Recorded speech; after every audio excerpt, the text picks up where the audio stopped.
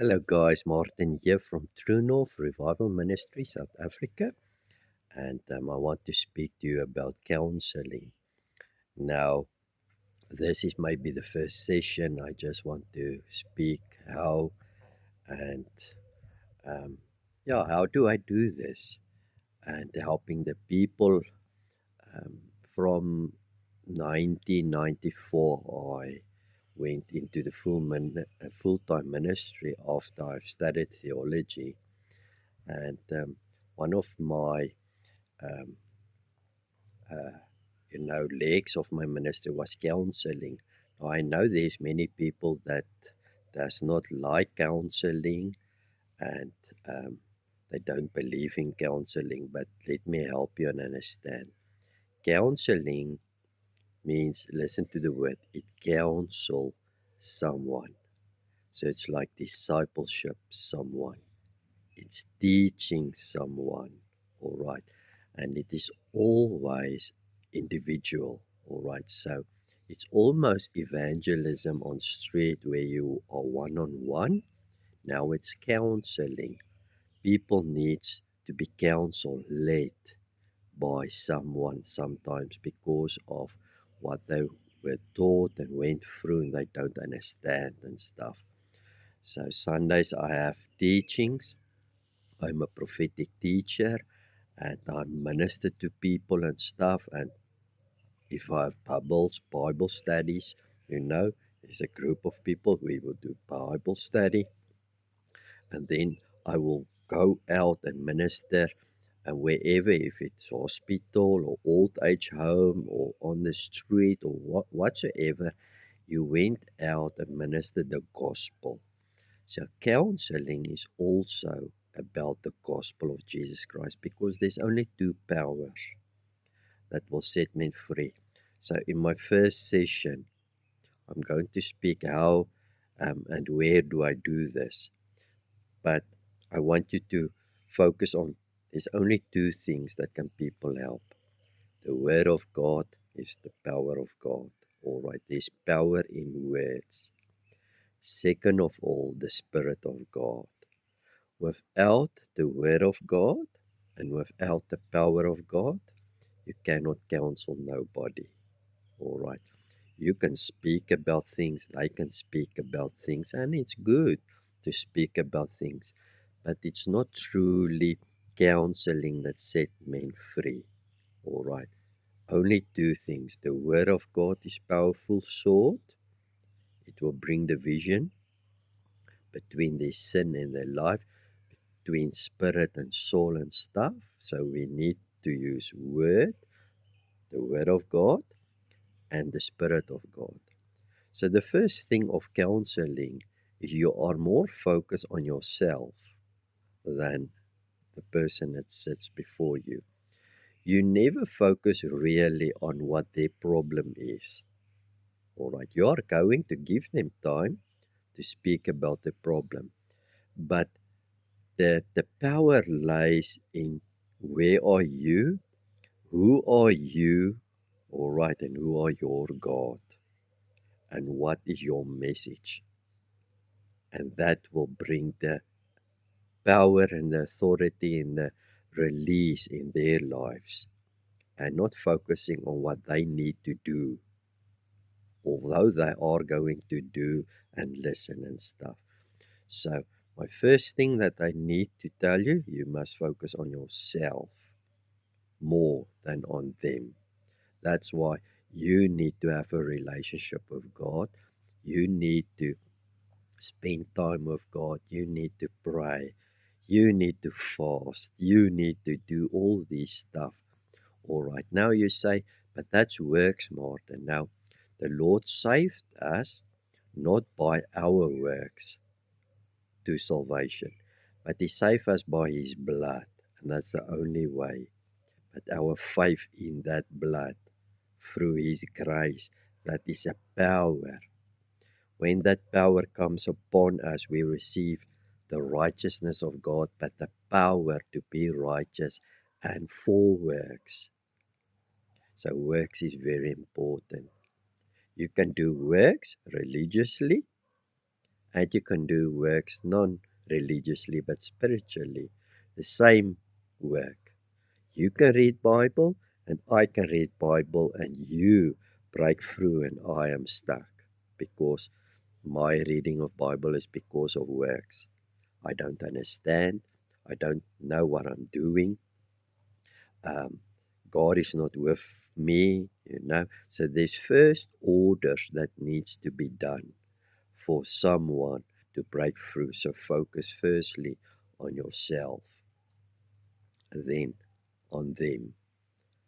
So that is also the first thing when people come and see me, I speak a little bit about myself.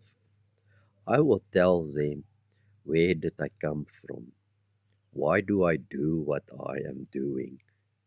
And you don't take an hour to talk about yourself, but you speak for, say, 10 minutes. You testify because testimony is very important and very powerful when people can hear you went maybe the same thing through or stuff like that. I will always say, before you're going to speak, let me just say a few things. So the first thing is I want to say something about myself and let them understand, all right. So I will testify what God did in my life. That's very important. That's one key to help them. I will tell them that I'm not going to judge them. I'm just representing Christ for them at that moment. All right. They have many times prayed and say things unto God, and God did not hear them. Now I am a representative. I'm listening, only listening to hear what they are going to say. All right. And going to listen what God says about this, what they are telling me. I'm not going to take it for myself. I'm not going to try to remember things. All right. It's nothing to do with me. I will tell them it's nothing to do with me. It's nothing to do with anyone else except them and God. But I represent God at that moment for them to listen. Just listening. All right, what they are going to say. Then a second thing that I will say to them is I will not tell anyone about what they are telling me, not even my wife. Many counselors and preachers and pastors has missed that point because they are one with their spouse. They think they can speak about it. You cannot speak. Don't disturb the spirit. All right. That lady and guy told you things to you because you represent Christ, not someone else. Nothing to do with me, nothing to do with my wife nor my kids. They don't know nothing of nobody. That's very important. You must tell them. People are afraid that you are going to say something and then it's going to come out maybe at their spouse, their children, or their friends. Everyone in the church is going to know about this. They are afraid of that because in history, people did that wrong. You don't do that. It's nothing to do with you. So, first, very important, tell them about who I am. Tell them they can relax. They need to trust you. All right. The third thing is they are going to say something to you in an atmosphere where you and God is and it is closed. It's um, perfect. The anointing of God's there to help. All right. You are not going to speak to no one, but they must not also speak to no one. You know what people do? They speak to you individually. They hope you keep it. And we have seen it so many times. And then they will go out and constantly speak about their problems to other people. And then It's buy a braai, barbecue, and stuff. Everyone knows their problem, and then they think you are speaking, but it's they that are speaking, and they constantly remember the sin and the problem. They constantly, and people will give them counseling with a wine glass in the hand. Oh, let me tell you what you need to do. So there's too many voices. I always say, if you come to me, you can only come to me. You only listen to me. I'm going to help you. It's not going to go in my heart, not remember it. It's God's. All right. It's between you and God. Give it unto Him. Let me help you. You come to me or go to another one else. That's how I say. Um, it's very important that they don't speak about their problems after Jesus Christ set them free and help them. All right. So I let them relax. My place is, you can see I'm at my Lapa. It's a good place because it's open. It's here at my home. I never like to counsel anyone at their home. I believe God um, is sometimes in specific places as well. People don't believe that, but that's their fault. So I've dedicated my home unto God, and I've dedicated my place for ministry. My swimming pool is for baptism. I swim in it, but it's for baptism. I dedicate it. My lapa for counseling and teachings. I dedicate it to the Lord, my sitting room to help people. All right. So pray over this place. I believe when people enter my place, they will be with me. I'm a son of God, but they were also in a place of peace. Many people have come to me and just visit me, and afterwards they say, "Yo, there's a peace in your home. Amen. It's so lekker here. So peaceful. Wow, I enjoy it. So the place is dedicated to God. All right.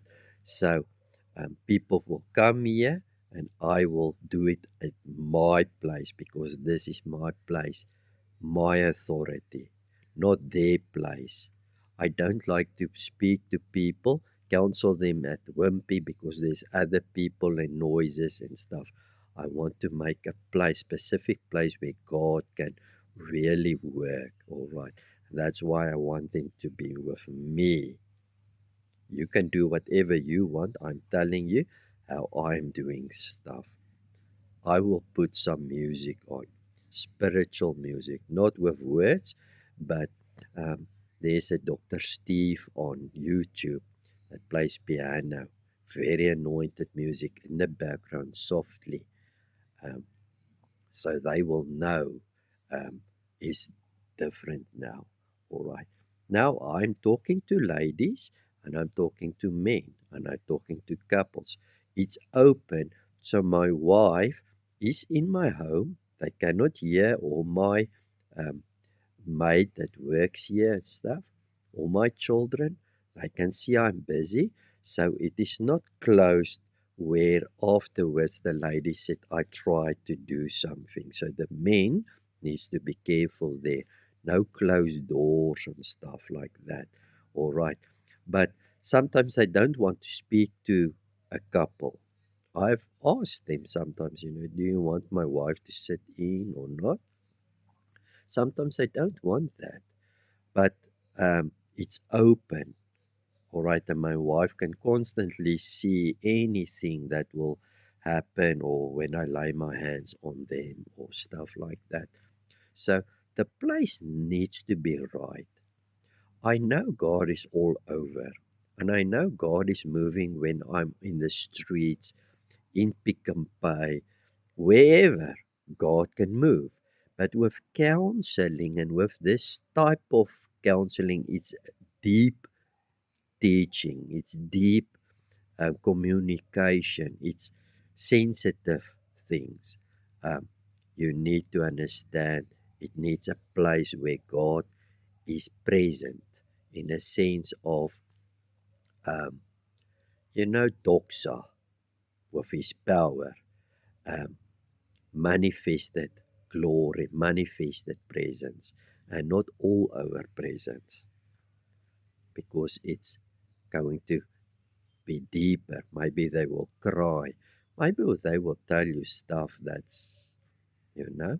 So there must be no influence outside, voices and stuff to help them. So now they're coming to me. They are relaxed because they know I'm not going to tell anyone. I'm going to speak about myself firstly, re- represent myself to them, testify them. Where did I study? When did I came to the Lord? I came to the Lord when I was 3 years of age. All right. I will tell them I was never in the world.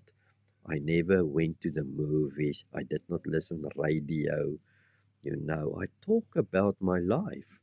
I never had girlfriends, you know, and stuff, and my friends, and they must relax, just relax. I would tell them I struggle with English, and things that I went through. For a few minutes, I will talk about myself, and then I will start telling them. After this, I will ask them, so why are you here? The first thing that you need to know is you must be here. This thing is so important. If your mom or your dad or your family or whosoever um, said you must come and you are here only because of them, it will not work nothing. It's a waste of time. All right. That is why it's so important that the person needs to drink the water themselves. The horse, you can lead them to the water. They must drink. That is time consuming and wasting, trying to help people that does not want to be there. Even if the law says they need counseling and they are sent to you, it never worked. It will never work. They are only there because they need to do now this. All right. Hopefully you are throwing seed and there is growth somewhere.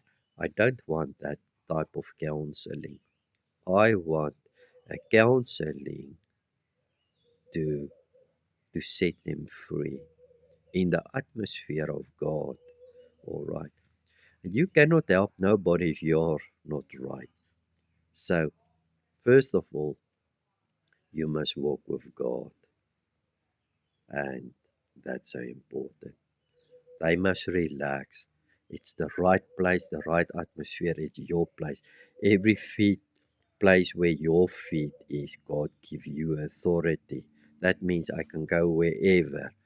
But this, I come into your presence and God's presence, and God is going to do something. I just um, previously, many years ago, I've made it a lot of sessions. I don't do that anymore. People love to speak about their problems and problems and problems. I don't do that. So first, I will speak about myself, testimony and stuff, and there's a few things that I'm going to teach them. All right. And in our next video, I will talk about that. I'm first going to teach them about born again. The second thing, forgiveness. The two most powerful things that they need to know to be set free, truly. All right. But we can talk about in our next session about that. Now I just want them to know myself, understand, or they really want there. I always say to them, if there's anything that they don't want to tell me, that is the greatest problem in their life. And the best create a stronghold in their life. That is the thing they need to tell me. Because they don't tell it to me, they tell it to God. And God already knows that. But that's the thing that will keep them. And the devil doesn't want them to speak about that. He can speak about a lot of things. All right. So I'm going to end off this session by telling you that we cannot really set no one free. It is the Holy Spirit within us and through us that set people free. And I've asked the Lord sometimes, why don't you set this man free?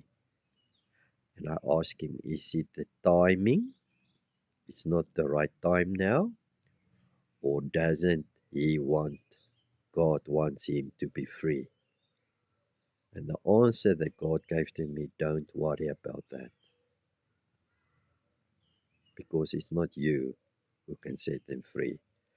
God used me, through me, to set them free. But it's not you that can set them free. All right. It's the Spirit within you. And God knew much more than you. And their sins are much deeper levels. There's levels of sin and problems and situation, and things that they were taught and went through, dark things. Some things will be easy and some things will be a little bit more, um, deeper, and will take maybe a little bit time. But yes, I hope I've said everything that I need to say to you to help you understand. Um, that was our first session. Be blessed in Jesus' name.